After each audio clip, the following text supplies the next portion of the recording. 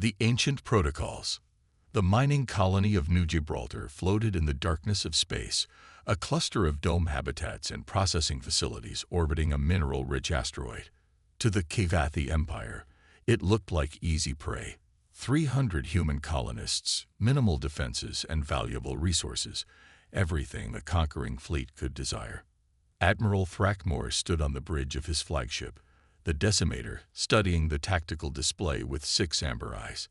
His chitinous exoskeleton gleamed under the command lights as he turned to his second-in-command. "Begin deployment sequence," he ordered, his mandibles clicking with anticipation. "The humans have grown complacent in this sector. They'll make excellent servants for the Empire." Commander Velnash shifted uncomfortably. "Admiral, I must remind you of the intelligence reports. The humans have something called emergency protocols. Our cultural experts warn." "Enough." Thrackmore's voice echoed through the bridge. "I've heard these ridiculous tales. Ghost ships that appear from nowhere. Warships that cannot be destroyed. They're nothing but stories humans tell to frighten their enemies." "But sir, the Zephyrian Confederacy. The Zephyrians were weak. They lost because they lacked conviction, not because of human myths." The Admiral gestured to the view screen. "Look at them. Their colony barely has shield generators. What could they possibly do against the might of our fleet?" On New Gibraltar, Colony Administrator Maria Santos watched the approaching Cavathi Armada with grim determination. She'd already evacuated the non-essential personnel to the deep shelters. Now she stood in the command center with her security chief, James Chen. 37 ships, Chen reported, his voice steady despite the odds. "We can't hold them off with our defense platforms." Santos nodded. "I know. That's why I'm activating Protocol Cerberus." Chen's eyes widened. "Ma'am, that protocol requires authorization from Earth Command gave pre-authorization for frontier colonies 6 months ago." She placed her hand on the biometric scanner. They knew this day might come. The scanner glowed green, and a new console rose from the floor. Ancient symbols flickered to life. Symbols that predated humanity's expansion into space. Santos entered a complex sequence, her fingers moving with practiced precision. "Protocol Cerberus activated," the computer announced. "Beacon transmitted. Estimated arrival 17 minutes. Back on the Decimator, Sensor Officer Kratek suddenly stiffened. "Admiral, we're detecting an unusual subspace signature. It's unlike anything in our database." Thrackmore waved dismissively. "Human reinforcements cannot reach this sector for days. Continue the advance." "Sir, this isn't normal subspace." "The readings are." Kratek's voice faltered. "They match the energy signatures from the old warnings. The ones about human ghost ships." Before Thrackmore could respond, space itself seemed to tear open. A rift of swirling darkness appeared at the edge of the system, and from it emerged a vessel that defied logic. The ship was massive, larger than any human vessel in recorded specifications, yet it moved with impossible grace. Its hull was an absence of light, darker than the void itself, with no visible weapons or propulsion systems. "Impossible," Thrackmore breathed. "No ship that size could maneuver like that." The communications officer's voice trembled. "Admiral, we're receiving a transmission." The view screen flickered, revealing a human woman in an uniform unlike any they'd seen before. It was completely black, with strange symbols that seemed to shift and move. Her eyes held an unsettling calm. "This is Captain Elena Vasquez of the U.S. Erebus," she announced. "You have threatened a human colony. Protocol Cerberus is now active. You were warned." Thrackmore straightened in his command throne. "I am Admiral Thrackmore of the Cavathi Empire. Your colony is in violation of our territorial claims. Surrender now or face destruction." Captain Vasquez's expression didn't change. "Admiral, you misunderstand. This isn't a negotiation. Protocol Cerberus isn't about territory or surrender. It's about teaching the galaxy why humans survived when others didn't." The transmission cut off. For a moment, silence filled the Cavathi bridge. Then Weapons Officer Zilmar shouted, "The human vessel is changing. Its hull is opening." The Erebus transformed before their eyes. Panels slid aside, revealing weapons arrays that defied classification. Energy readings spiked beyond anything their sensors could properly measure. The ship seemed to grow larger, or perhaps space itself warped around it.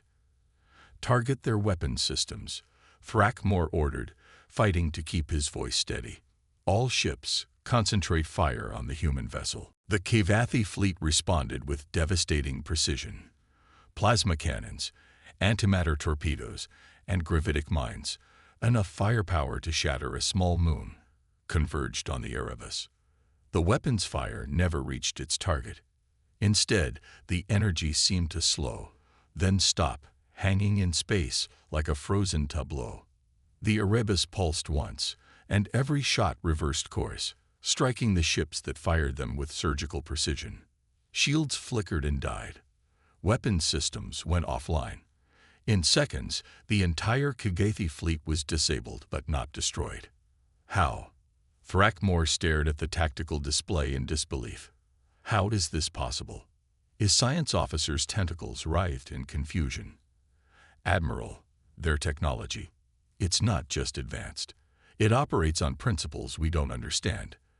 The energy signatures matched theoretical papers on space-time manipulation. But the scale. Another transmission came through. Captain Vasquez appeared again, her calm demeanor unchanged. "Your fleet is disabled but intact, Admiral. Your crew are unharmed. This is what humans call mercy. But Protocol Cerberus has only begun." "What do you want?" Thrakmor demanded, his earlier arrogance crumbling. "Want?" Vasquez tilted her head slightly. "We want you to understand. The stories you dismissed, the warnings you ignored, they exist for a reason. Humanity didn't survive the dark age of our homeworld by being weak. We survived by being adaptable, by being stubborn, by refusing to surrender even when logic demanded it." The Erebus began to move, gliding between the helpless Kavathi ships like a predator among prey. As it passed each vessel, strange readings flooded their sensors. Glimpses of technology that shouldn't exist, energy patterns that defied physics. "Your empire has conquered 17 species," Vasquez continued. "You've grown accustomed to easy victories. But humans, we've been fighting for survival since before we could write. Every disaster, every war, every plague. They didn't break us. They made us stronger. And they made us prepare." Thrakmor found his voice. "Prepare for what?" "For species like yours. For those who mistake kindness for weakness. For those who see our colonies as easy targets." Vasquez's eyes seemed to pierce through the view screen. "Protocol Cerberus exists because humanity learned a vital lesson. Sometimes the only way to preserve peace is to be so terrifyingly strong that no one dares disturb it." The Admiral's tactical officer suddenly spoke up. "Sir, the human vessel is broadcasting something. Not to us. To our entire empire. Every world, every fleet, every outpost is receiving this transmission." "What are they broadcasting?" "Everything, sir. Sensor data from this encounter. Visual records. Energy readings. They're showing our entire civilization what happened here." Vasquez spoke once more. "Your empire will remember this day, Admiral. Not as a defeat, but as a lesson. The ghost ships you mocked. They're real. The protocols you dismissed. They work. And the humans you tried to conquer. We're still here." The Erebus began to rotate slowly, its weapons arrays glowing with increasing intensity. Thrakmor felt his heart racing. He had 6 of them. As he realized what was about to happen, "Are you going to destroy us?" he asked, surprised by the steadiness in his own voice. "Destroy you?" Vasquez almost smiled. "No, Admiral. Destruction teaches nothing. But demonstration teaches everything." The space around the Erebus began to ripple. Reality itself seemed to bend as the ship's true power manifested. For a brief moment, Every Kavathi sensor screamed with overload as they detected energy levels that shouldn't be possible within the laws of physics. Then, in an instant, the Erebus vanished, not into hyperspace or subspace. It simply ceased to exist in that location. The rift it had emerged from sealed itself, leaving no trace of the ghost ship's presence except for the disabled Kavathi fleet and the memory of what they'd witnessed. Admiral Thrakmor slumped in his command throne, his mind reeling from the implications. The humans hadn't just defeated his fleet. They'd done so without killing a single Kavathi. They'd demonstrated power beyond comprehension, then vanished like the ghost ships of legend. "Sir," his communications officer reported, "we're receiving messages from the Empire. The High Command wants a full report. The entire galaxy witnessed what happened here." Thrakmor closed 4 of his eyes, leaving 2 open to stare at the human colony that still floated peacefully in space. Tell them the legends were real, and we were fools to ignore them. When legends come alive, 3 days passed before the Kavathi fleet regained full functionality. Their engineers worked tirelessly, yet found no physical damage to their systems. It was as if the ships had simply been convinced to stop working, then allowed to start again. The implications terrified them more than any weapon could. Admiral Thrakmor spent those days in his quarters, studying every piece of data they'd collected about the Erebus. The more he analyzed, the more questions arose. The ship's energy signatures matched theoretical models for technology that shouldn't exist for another 1,000 years. Its movement patterns violated fundamental laws of inertia and momentum. His contemplation was interrupted by a priority alert. "Admiral, to the bridge immediately." He arrived to find his crew in a state of controlled panic. On the main view screen, a message displayed in perfect Kavathi script. "Admiral Thrakmor, your education continues. Prepare for visitors."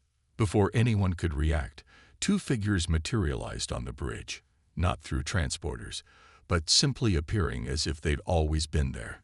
Captain Vasquez stood alongside an elderly human male with silver hair and kind eyes. The Kavathi crew reached for weapons, but Thrakmor raised a claw. "Stand down. They're here to talk, not fight." "Very perceptive, Admiral," the elderly man said, his voice carrying the weight of years. "I'm Dr. Marcus Stone, Director of Human Protocol Systems. I believed it was time we had a proper conversation." "How did you," Thrakmor began, "appear on your ship?" Stone smiled. "The same way the Erebus does what it does, by understanding that reality is far more flexible than most species realize." Vasquez stepped forward. "Admiral, what do you know about humanity's early history, our time before space travel?" Thrakmor's mandibles clicked thoughtfully. "Your species evolved on a death world. Constant natural disasters, predators, diseases. You should have gone extinct dozens of times." "Exactly," Stone nodded. "But we didn't. Do you know why?" "You adapted, evolved. More than that, we learned to prepare for the impossible. Every disaster taught us to expect worse. Every war showed us the depths of cruelty. Every plague revealed our vulnerability." Stone's eyes grew distant. "When we finally reached the stars, we carried those lessons with us." Vasquez activated a holographic display showing various human colonies. "We knew that somewhere out there, we'd meet species like yours, empires that saw our peaceful settlements as weakness. So we prepared." "The protocols," Thrakmor said, understanding beginning to dawn. "Not just any protocols," Stone corrected. "Cerberus, Phoenix, Hydra, Titan, each named after mythological creatures from our past, each designed for specific threats. Cerberus is our guardian protocol, activated when peaceful colonies face overwhelming force." The hologram shifted, showing technical schematics that made Thrakmor's head spin. "The Erebus isn't just a ship. It's the culmination of humanity's determination to survive. We poured centuries of research into technologies everyone said were impossible." "The ghost ships," Thrakmor whispered. "How many are there?" Vasquez and Stone exchanged glances. "That's classified," Vasquez said. "But I can tell you this. We have enough. And they're not limited by conventional physics because they operate partially outside normal space-time." Stone walked to the view screen, gazing at the stars. "Your empire has records going back 8,000 years. In all that time, you've conquered through superior force. But humanity learned something different. Sometimes the greatest strength is making others believe you cannot be defeated." "You're saying this is all psychological?" "No," Vasquez shook her head. "The power is real. The Erebus could have vaporized your fleet. Instead, we chose demonstration over destruction. But the psychological impact, that's equally important." Thrackmore felt his worldview shifting. Why show mercy? Why not simply conquer? Stone turned back to face him. "Because conquest breeds resentment. Resentment leads to rebellion. And rebellion means endless conflict. Humanity tried that path in our early history. It nearly destroyed us. So instead, you become the monster in the darkness," Thrackmore said slowly. "The legend that makes others think twice. Now you're beginning to understand." Vasquez smiled. "We don't want to rule the galaxy. We want to explore it, learn from it, grow with it. But we need others to respect our boundaries." The Admiral's tactical mind processed this information. "The other protocols, what do they do?" "Phoenix Protocol activates when humanity faces extinction-level threats," Stone explained. "Hydra responds to attempts to destroy our infrastructure. Cut off one facility, 2 more appear. Titan. Well, let's hope the galaxy never sees Titan Protocol. And all of this stems from your evolution on a death world." "From our refusal to accept defeat," Vasquez corrected. "When our ancient ancestors faced ice ages, we invented fire. When plagues threatened to wipe us out, we developed medicine. When wars grew too destructive, we created deterrence. The protocols are just the latest evolution of that pattern." Thrackmore was silent for a long moment. "What happens now? To my fleet? To the Kivathi Empire?" Stone smiled warmly. "That depends on you, Admiral. You've seen what happens when someone threatens human colonies. The question is, what will you do with that knowledge? You want me to convince my empire to leave humanity alone. We want you to convince your empire that cooperation is better than conquest," Vasquez said. "Imagine what our species could accomplish together. Kivathi's strength combined with human innovation." The hologram changed again, showing projections of joint research stations, mixed colony worlds, shared technology. It was a vision of a future Thrackmore had never considered. "The other species we conquered," he began, "could benefit from a change in Kivathi policy," Stone suggested gently. "Mercy can be stronger than force, Admiral. We're proving that right now." Thrackmore looked at the 2 humans standing calmly on his bridge, surrounded by his crew yet showing no fear. They demonstrated power beyond comprehension, yet came in peace. The contradiction fascinated him. The High Command will not easily accept this. They believe in the right of the strong to rule the weak. "Then show them that humanity isn't weak," Vasquez said. "Show them that we're strong enough to offer friendship instead of demanding submission.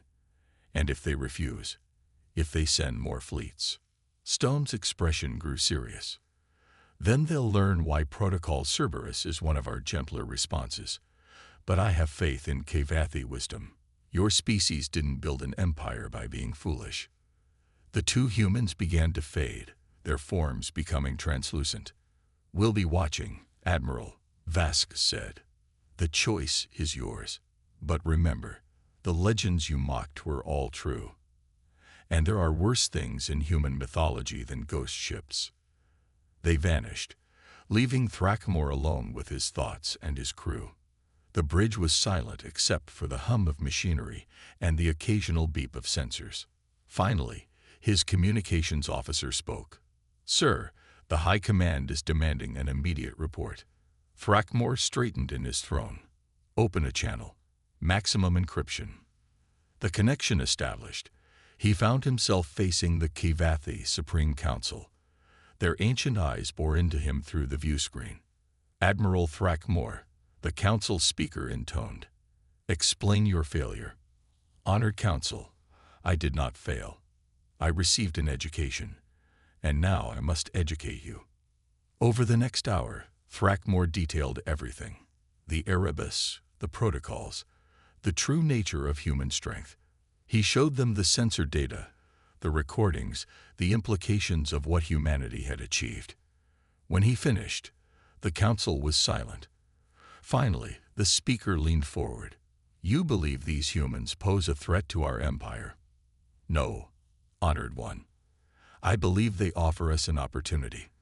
For too long, we've equated strength with conquest. The humans show us another path: strength through deterrence, cooperation through mutual respect. And if we continue our expansion toward human space," Thrackmore chose his words carefully, "then we'll face not just the Erebus, but whatever other nightmares humanity has prepared." They turned their mythology into reality. Do we really want to discover what else lurks in their legends? The council deliberated for hours. When they returned, their decision surprised even Thrackmore. "Admiral, you are authorized to open diplomatic channels with humanity. We will reconsider our approach to expansion." As the connection closed, Thrackmore felt a weight lift from his shoulders. He turned to his bridge crew. "Set course for the nearest neutral station. Send a message to Earth. The Kivathi Empire wishes to discuss alternative relationships." His tactical officer looked up. "Sir, we're detecting a subspace signature, the same type as before." On the view screen, the Erebus shimmered into existence, but this time it wasn't alone. 3 more ships of similar design flanked it, each as impossible as the first. A message came through from Captain Vasquez.